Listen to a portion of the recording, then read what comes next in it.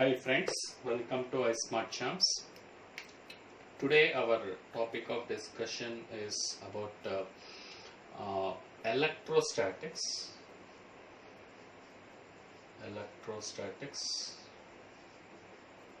Electrostatics means electric charges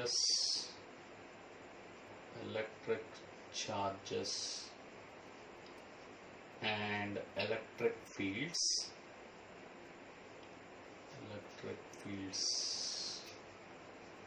So I'll discuss problem solving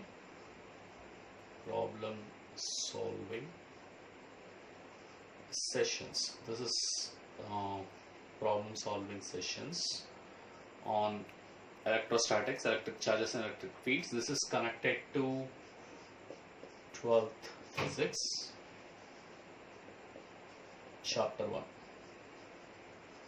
So this is the one I wish to discuss today on electrostatics. So I mainly concentrate on problem solving sessions and how our problem solving sessions will be, how we'll have different set of problems, how we can handle that problems, and tips and techniques. Mainly I do tips and techniques, how to do this problem solving. So let's move on to so first, initially what I do is I will do NCERT questions and some previous year questions. So what are the questions which are asked in previous years?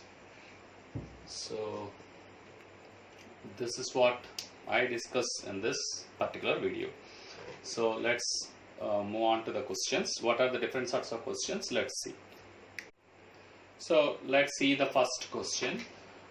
They have given two small spheres of charges. Q1 is 2 into 10 power minus 7 coulombs and Q2 is 3 into 10 power minus 7 coulombs, and the distance between the two small spheres is 30 centimeters. This is what they have given. What is the force of repulsion? And the medium they have given it as air. They have given the spheres are small, so we can consider the spheres are point charges, and the Coulomb's law can be applicable only in the case of point charges. Point charges only we need to apply Coulomb's law. So since they have given the spheres are small, so we can apply Coulomb's law. They have given that Q1 is the charge on the sphere 1 and Q2 is the charge on sphere 2,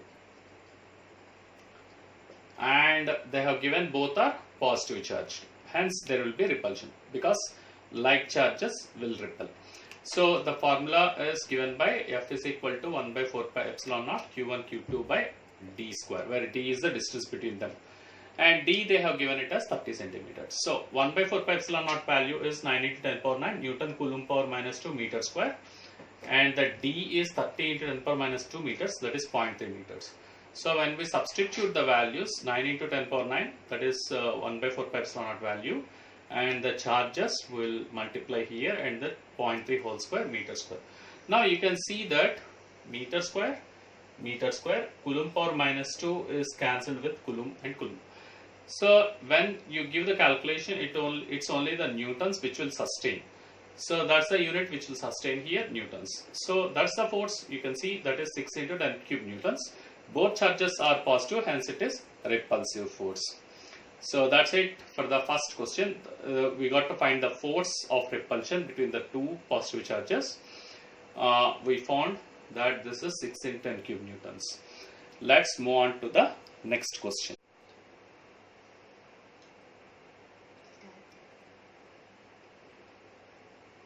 Yeah, let's move on to the next question. There are two spheres once again. Q1 is 0.4 microcoulomb, Q2 is minus 0.8 microcoulomb, and the force between the two spheres is given as 0.2 newtons. And in the part 1 they asked what is the distance between the two spheres and the force on the second sphere due to the first sphere. This is the two parts of the second question. These are the questions in the NCERT exercise, so that's what I am discussing in the beginning. So the first part of the question, F is equal to negative of 1 by 4 pi epsilon naught q1 q2 by r square. Why negative sign I am taking is, unlike charges attract each other, hence the negative signs, because whenever there is attraction we will take negative sign. And since we are solving for the distance between the charges, distance is always positive between them, and hence I am taking the modulus and I am neglecting all the signs, and then just take the force and write the force as an attractive force. So in that sense, r square, we can transform r square here, and then F will take this side, and r is equal to root over this one, and substituting 1 by 4 pi epsilon naught, that is 9 × 10 power 9 Newton meter square Coulomb power minus 2, 0.4 into 10 power minus 6. As I am saying that we are taking only the magnitude, I'm not considering the negative sign here. Even if you consider negative sign, you will put a negative sign over here, that is, unlike charges will attract each other, hence the negative sign. The negative and negative will compensate each other to get the positive sign. So hence what you have is this one, 9 × 10 power 9, 0.4 × 10 power minus 6, 0.8 × 10 power minus 6 divided by 0.2 newtons. And the distance between them is square root of 144 × 10 power minus 4. This is how you end up with the calculations. So I am doing the calculations clear to you so that you will understand. I will not waste time much on writing. So 144 × 10 power minus 4 meter square, and then that's 0.12 meters. And the second part of the question, since both the spheres attract each other with the same force, the force on the second sphere due to first sphere is 0.2 newtons. It is a pretty basic thing. So let's move on to next question. Show that Ke square divided by G me into mp is dimensionless. What does the ratio signify? Here K is nothing but 1 by 4 pi epsilon naught, the constant in the Coulomb's, the constant in the Coulomb's law. And E is the charge of the electron as well as the charge of the proton. Me and mp signifies the mass of electron, mass of proton, and G signifies the gravitational constant. So here let me divide with the numerator and denominator with r square. So Ke square by r square describes the electric force between the electron and proton, and that will be having a dimensions of Newton. And me into mp divided by r square signifies the gravitational force between the electron and proton, that is also having newtons. Since both the units are same, it's a dimensionless quantity. So from that it's clear, or you can either put all the dimensions of these things and then you can check for yourself. And now if we plug in the values of K is 1 by 4 pi epsilon naught, that is 9 × 10 power 9 Newton meter square Coulomb power minus 2, charge of electron 1.6 × 10 power minus 19 coulombs, the gravitational constant, that is 6.67 × 10 power minus 11 Newton meter square kg power minus 2, mass of electron is 9.1 × 10 power minus 31 kg, mass of proton is 1.66 × 10 power minus 27 kg. All these values, once we plug in into this expression, that is K square divided by G me into mp, so plugging all the values will end up with a number 2.3 × 10 power 39, which has no units because it's the force divided by force, so it doesn't have a ratio of the force, so you don't have any units, it will not carry any units. So what does this number signifies is that the electric force between the electron and proton is 2.3 × 10 power 39 times more than that of the gravitational force between the electron and proton. So the dominating, heavily the electric force dominates between electron and proton. That's what the ratio signifies, keeping the distance constant. That's what. Here we divided with r square on numerator and denominator, which means that we kept the distance between the two as constant. Under the constant distance condition, this is the ratio of the electric force to the gravitational force between an electron and proton, keeping the distance between them as constant. Hence the answers. So let's move on to the next question. This is the problem number 4 on electrostatics problem solving sessions. So here there is a square which is given. It is having a side length of x. Okay, all the four sides are equal. And at the corners of the square, these are the charges. At the point A, plus Q point charge is kept, and minus capital Q is at B, and minus capital Q is at D, and plus Q is at C, and this is how the charges are being placed on the vertices of the square. And now the square is having a side length of x. At the center of the square, there is a charge of 1 microcoulomb which is placed at the center of the square. Of course, you can take this as q microcoulombs and this is minus q microcoulombs. Like this, the charges are being distributed. And hence, find the net force on 1 microcoulomb. This is the question. So, this is one of the easiest questions what we can see. So, first thing what we have to observe is that the side of the square is x, and if I consider the vertex A and vertex C, if I consider the diagonal AC will be of the length x root 2. Of course, x is expressed in meters, x root 2 meters, because we know from the Pythagoras theorem, this is the right angle, x square plus x square square root, that is nothing but, you know this pretty well, x square plus x square root over from the Pythagoras theorem. And similarly, we have the BD. The BD diagonal is also of the same length, which is x root 2 meters, and that's nothing but x root 2, and this is the center of the square. Now we have the diagonals, they are equal for the square, the diagonals are equal, and at the center of the square is O. We know from this, we know that AO, that is O is the midpoint of the diagonal AC. So AO becomes x root 2 divided by 2, which is x divided by root 2. And similarly, BO is also x root 2 divided by 2, which is x by root 2. Both are expressed in meters. And similarly, if I know AO, the CO is also same length, x by root 2. This is also x by root 2. This is also x by root 2. This is also x by root 2, which means that point O is of equal length from all the 4 vertices. So the distance is same between the points. Okay, that part we have done. And now I should say the separation between the 2 points, O and C, and O and A, OB and OD, they are all equal. The separations are equal. And now if I say the Coulombic force between this point and this point, that is F, I can say that this is an attractive force, which is 1 microcoulomb is positive, and this is minus Q, which is attractive force. So it would be like so minus of Q minus Q into 1 into 10 to the power of minus 12, because microcoulombs is 10 power minus 6 coulombs. So I have put that whole divided by 4 pi epsilon naught. You have the distance as x by root 2 whole square. This is how you can figure out what is the force. That's not the matter. We have to observe one thing here.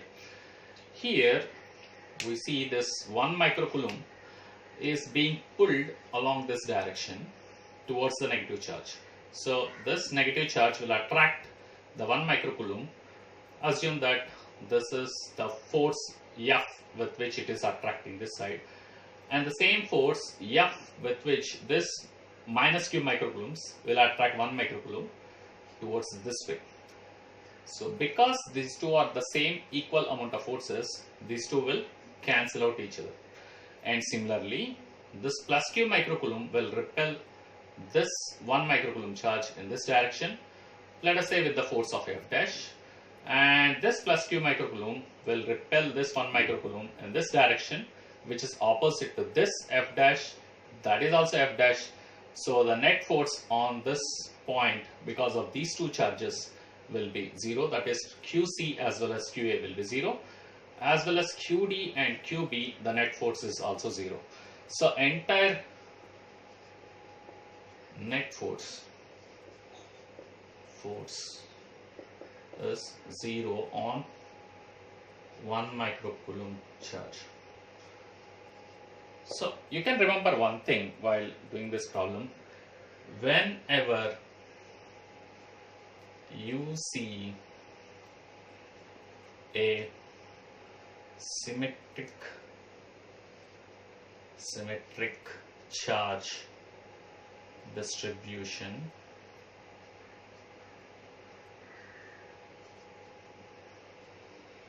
the net force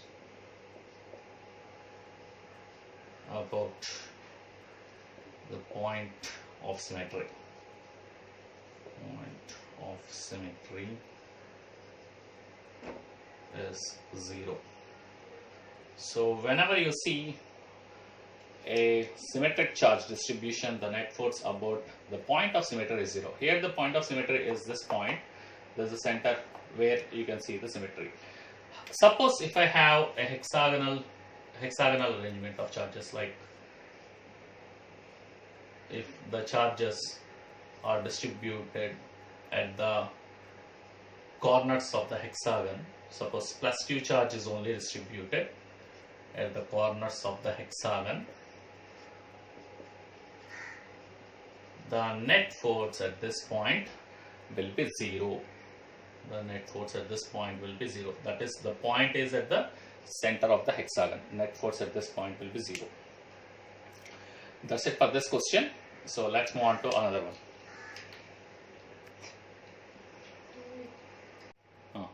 2-point charges at A plus q coulombs and at B minus q coulombs are located d meters apart in vacuum. So let's draw the diagram. So here the point A and there is a point B, and these two are separated d meters apart, and plus q coulombs is placed here, minus q coulombs is placed here. Actually in your textbook these are given as plus 3 microcoulomb and minus 3 microcoulomb. I hope you can substitute the numbers and get the answer. And here I am just giving the strategy how to handle the problems. So here at the midpoint of this is what located apart in the vacuum. What is the electric field at the midpoint O of the line AB joining the charges? So assume that, so at the midpoint, and here the D is given as 20 centimeters as per your question. Okay, I'll take it as D and I will try to calculate this D by 2 because this is half of the distance, because O is the midpoint, AO is half of AB. So AO is D by 2. So in order to calculate the electric field, now this is a positive charge, the electric field will be in this direction. So if you consider any positive charge, the electric field lines will be moving out of the charge radially. So that is the concept. So they will be moving radially out of the charge. So here the direction of the electric field from the positive charge plus q coulombs will be in this direction.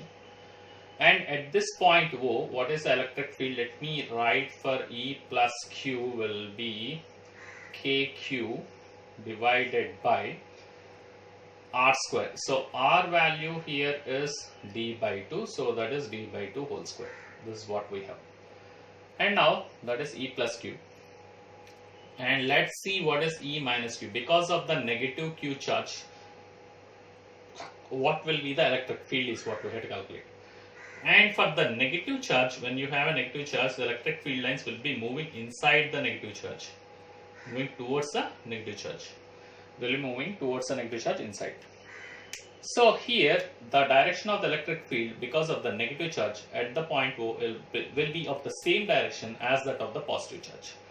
So E minus Q, we will say minus K into Q, because the minus negative sign is coming because of negative charge, minus KQ divided by, it's the same D by 2 whole square. But this is directed along OB, and this, the first one E plus Q is directed along AO, and the E minus Q is directed along OB. So both the fields are directed towards the same direction, hence they will add up. So you can say that what is the net electric field? E net is E plus Q minus of E minus Q. You can write like this, or you can add up the modulus of the two electric fields. So if we take the net electric field, what you get is 2kq divided by d by 2 whole square. So here if I take the square here, 4 to 8, so it's 8kq divided by d square. This is the net electric field. So the net electric field is directed along this direction. Okay. Now this is fine. This is the E net what we got. And now what is K? K is 1 by 4 pi epsilon naught. So its value is 9 into 10 to the power of 9 Newton meter square Coulomb power minus 2. That would be the value of K. K is the constant of proportionality in the Coulomb's law. Okay. Now what we have to do is a negative test charge of minus q coulombs. The minus q coulombs negative test charge is placed over at the midpoint and placed at O. What is the force experienced? The force is given by F is equal to the charge times net electric field. This is the formula by which we need to calculate. What is the net electric field times charge? So minus q times the net electric field is 8kq divided by d square. So it's given as some value, something like minus 2 microcoulombs is placed over here, and find the net electric field. So q is equal to minus 2 you can place over there, and you can find what is the net electric field. You can find what is the net force acting on the charge. Net force is whatever the charge you place times the net electric field. And what would be the direction of the force? Because this is negative q, it is repelled by this negative capital Q. So the repulsive force is this way, as well as plus q will be attracting the negative q. So the attractive force will be also this way. So the net force will be in this direction along OA. Net force along OA. So this is how you can end up with the answer. That's it for this question. Hopefully you can substitute the values and get the answers. So let's move on to another one. Yeah, it is given that this is the number 6 question. In the textbook it is given in different way. So I will discuss in a different way. So two charges QA is equal to plus Q coulombs and QB is minus Q coulombs are placed at the points A and B. So it's given that they are placed at the points A and B.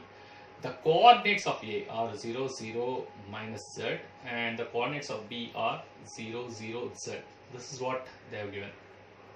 In fact, in the textbook it's given as 15 and Z value is 15 is what they have given. 0, 0, minus 15 and 0, 0, 15 they have given.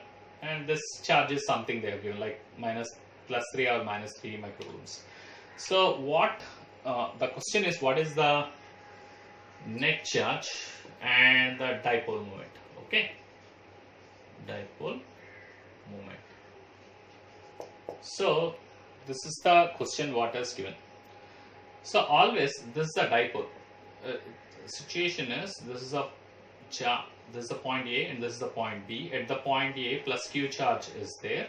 At the point B minus Q coulombs charge is there. And now always you have to remember always net charge on dipole. The net charge on dipole is, you can say that QA plus QB. Always for the dipole the net charge is 0 because Q minus Q will be 0, because plus Q and minus Q they will add up to 0. So always for a dipole the net charge is 0. That's the one other fact. And in order to find the dipole moment, what we need is the distance between the two charges and what is the value of one of the charge. So one of the charge. So you can say that Q times the distance between the two charges is designated as 2L or 2A. In some textbooks they'll write it as 2L, or in some textbooks they'll write it as 2A. And what would be this value between these two charges? So it's given, the coordinates are given here. the distance between these 2 points is obtained by square root of x2 minus x1 whole square plus y2 minus y1 whole square plus z2 minus z1 whole square. That is the distance between the 2 points, that is the length of the dipole. So x2 minus x1, that is 0 minus 0, that is 0 square 0, 0 minus 0, that is 0 square 0, z minus of minus z, that is 2z whole square. So that is square root of 2z whole square, that is 2z. The distance is 2z. So the dipole moment is 2z cube. So simply what you have to do is substitute the values, you will get the answer. That's it. Let's move on to another question. So let's see the next question. It is given the magnitude of the dipole moment of a dipole is 4 into 10 power minus 9 coulomb meter, and this is not centimeter, this is coulomb into meter, that is the magnitude of the dipole moment, and the angle with which the dipole makes with the electric field, the angle with which direction of dipole moment makes with the electric field of this much is 30 degrees, and the electric field, magnitude of electric field is 5 into 10 power minus 4 Newton Coulomb. And what is the magnitude of the torque acting on the dipole? So in order to find the magnitude of the torque, we have the formula P sin theta. This is how it is written. So mod P bar into mod E bar sin theta. So sin theta is, here theta is 30.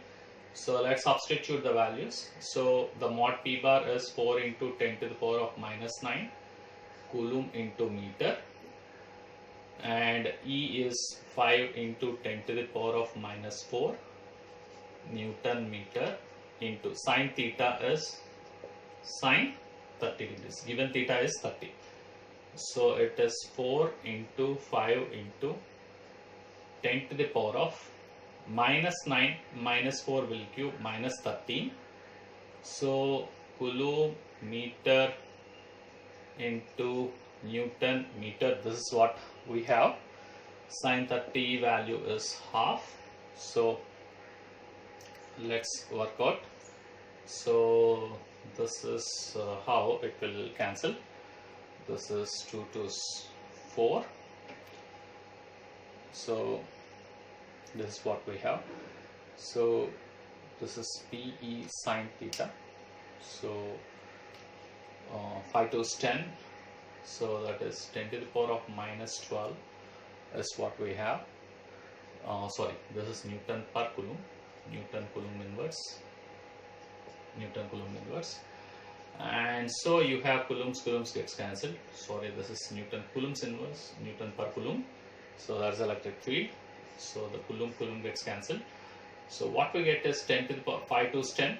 So 10 into 10 power minus 13 is 10 power minus 12 Newton meter. And that's the magnitude of the torque. So hence the answer. So let's move on to another question. Sorry for this mistake. This is Newton per coulomb. So Newton Coulomb inverse, that is the electric field. So here we have the P is the magnitude of dipole moment is 4 into 10 power minus 9 coulomb meter, and the angle between this and as well as this, that is the dipole moment as well as the electric field, is about 30 degrees. So find the torque is what, find the magnitude of the torque. The torque is given by PE sin theta. So mod P bar into mod E bar sin theta. So we substitute the values and the coulomb and coulomb inverse gets cancelled. So you have 5 to 10 and 10 into 10 power minus 13, that is 10 to the power minus 12 Newton meter. That's the value of torque. That's the magnitude of the torque what we have. So hence the answers. So let's move on to another question. So let's see the question. So this is the question number 8.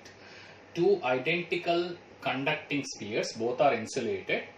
Their centers are separated by a distance of t, and each sphere is given a charge of plus q on it. And now they have given the radius of each sphere, RA is equal to RB. The radius of each sphere is equal, and there is the the radii is much less than the distance of separation. Under this conditions, you can use the Coulomb's law. So what they asked is, what is the force of repulsion between these two spheres? So since the charges are plus q and plus q, like charges will repel each other, and the force of repulsion is given by, one can write k into q divided by d square. So the force of repulsion is straight away kq square by d square. So you have that idea. So kq square by d square. So if the distance of separation is much greater than the radii of the spheres, we can take these two as point charges and we can apply Coulomb's law. No problem for this case. Now the scenario is that what they asked is, this is the configuration 1, and in the configuration 2 what they did is they doubled the charge on the each sphere. That means they made it plus 2q as well as plus 2q, and they reduced the distance between the two spheres. I mean the center between the centers of the two spheres. Now the distance is halved, means it became d by 2. And what is the force in this case? So let's call this as f dash. So which is k into this time 2q into 2q divided by, now the distance is halved, so it is d by 2 whole square. So it is f dash is, you can say k into 4q square divided by d square by 4.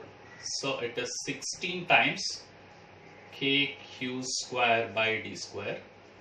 So it is 16 times f. So finally what's the question is, how much times the force has increased? It has increased 16 times when compared to the initial configuration 1.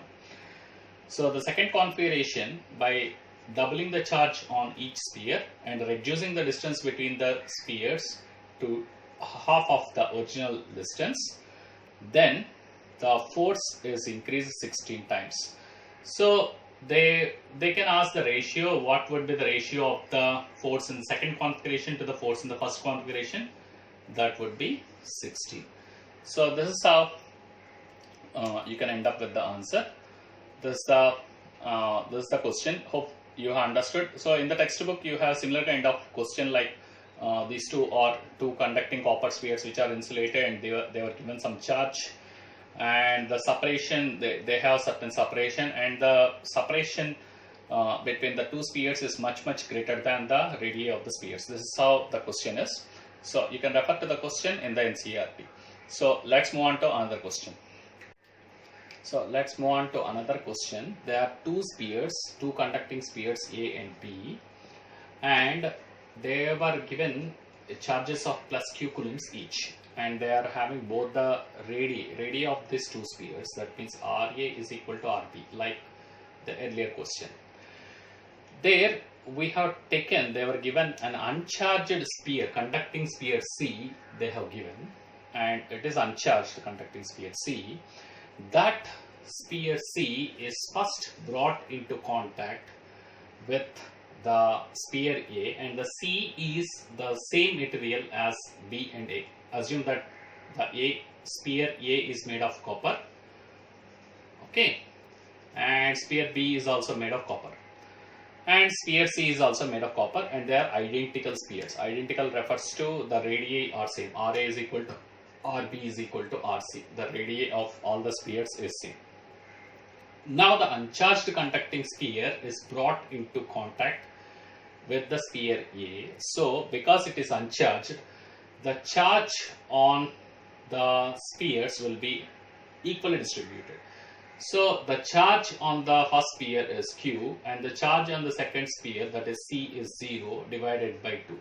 So now the charges are equally distributed on the sphere A as well as sphere C. So after the case 1, so I would say that the sphere A will have a charge of Q by 2, and the sphere C will be having the charge of Q by 2. And later in the case 2, what they did was, the sphere C, which is charged with q by 2 is again brought into contact with the sphere B, and now again in the second case with the q by 2 charge and with the q charge, the charge will be symmetrically distributed once again. So it happens out to be q plus q by 2 whole divided by 2, that will be the charge on each sphere, so which becomes 3q by 4. So that will be the charge on each sphere. So you have the charges on each sphere, that is the sphere B will have a charge of 3q by 4 and the sphere A will have a charge of q by 2 because of the contact with the sphere C, first with A and second with B. And now they asked, they are separated by a distance of r. Now they asked what would be the force of repulsion between these two spheres after touching the sphere A and sphere B simultaneously with the sphere C. So in this case, after touching with the sphere A in the sphere B in the case 1 as well as case 2, the force of repulsion will be k into q by 2 into 3q by 4 whole divided by r is the distance between them, so it's r square. So you can make out it's 3 by 8 of kq square by r square, which is the final force. I would call it F dash will be 3 by 8 of the initial force F. This is the other type of question which is asked in the NCERT. So you can make a note. What is the question was that the two identical spheres are brought in contact with an uncharged sphere, first with A and second with C. Initially the sphere A is plus q coulombs and the sphere B is charged with plus q coulombs. And the sphere C is an uncharged conducting sphere which is brought in contact with first with A and second with B. What is the change in the force of repulsion and what is the ratio of the initial force to the final force? So that's how the question was made, and hence you can make out. The value of K is, you know that, 9 to 10 power 9, which is 1 by 4 pi epsilon naught. You know that very well. And these two spheres are kept in vacuum. That's what the idea was. And that's it. And let's move on to the next question. Yeah. Suppose we consider a situation of a charged body. Consider a situation of a charged body revolving around, assume it's a negatively charged body, like an electron which is revolving. Let's assume it's minus q is a charge and plus q is a charge. And this minus q charge is revolving around a positive charge like an electron inside the nucleus.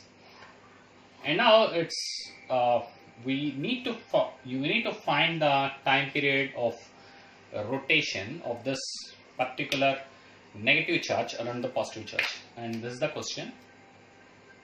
So what we need to do now? So in order to find the time period of rotation, so the idea is that the necessary centripetal force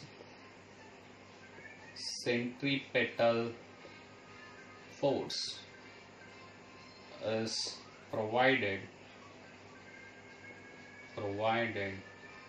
by the electrostatic force of attraction between the plus q charge and minus q.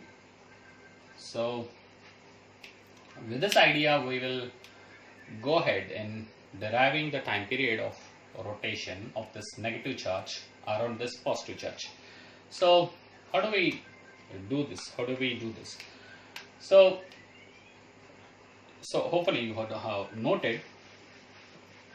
So what is the electrostatic force of attraction? So the electrostatic force of attraction is F electric. Electric is nothing but F centripetal. centripetal force. So electrostatic force of attraction is given by 1 by 4 pi epsilon naught QQ. So as the attraction is negative, you can put a negative sign, and here the minus Q, that's also negative sign. And if we assume the radius of the orbit is capital R, and that's R square for you, that's electric. That's the force because of electric charge. And I can remove this figure, and I need to find time period of rotation, and time period of rotation is given by m r omega square, and that's centripetal force. And if I substitute omega is equal to 2 pi by t, where t is the time period, I can readily get what is the time period. And that's very easy. Let's find what is omega square over here. Omega square is nothing but, I have QQ, and the negative sign is from the minus Q charge, and because it's attractive force, we give negative sign over there. So QQ divided by m 4 pi epsilon naught m r cube. So mr I am bringing it here, so I get mr cube, 4 pi epsilon naught mr cube. And omega is 2 pi by t, is the substitution what we give. And hope I can clear. And just substitute what is 2 pi by t. Omega square is, you can have 4 pi square by t square, 4 pi square by t square, that's QQ divided by 4 pi epsilon naught m r cube. So this is what you have. And let's find the time period of rotation. The time period of rotation is given by t is equal to 4 pi square into 4 pi is 16 pi cube epsilon naught m r cube. So this is what you have divided by QQ and root over that, and that's time period for you. So that's the answer. That's how you can find time period. So time period is 16 pi cube epsilon naught mr cube divided by Q times Q, and that's the derivation of time period. That's the end of the video. Hope you like the video. If you like the video, please do give a like and put up a comment and hit the subscribe button. And thank you very much. Thanks for watching the video. Thank you.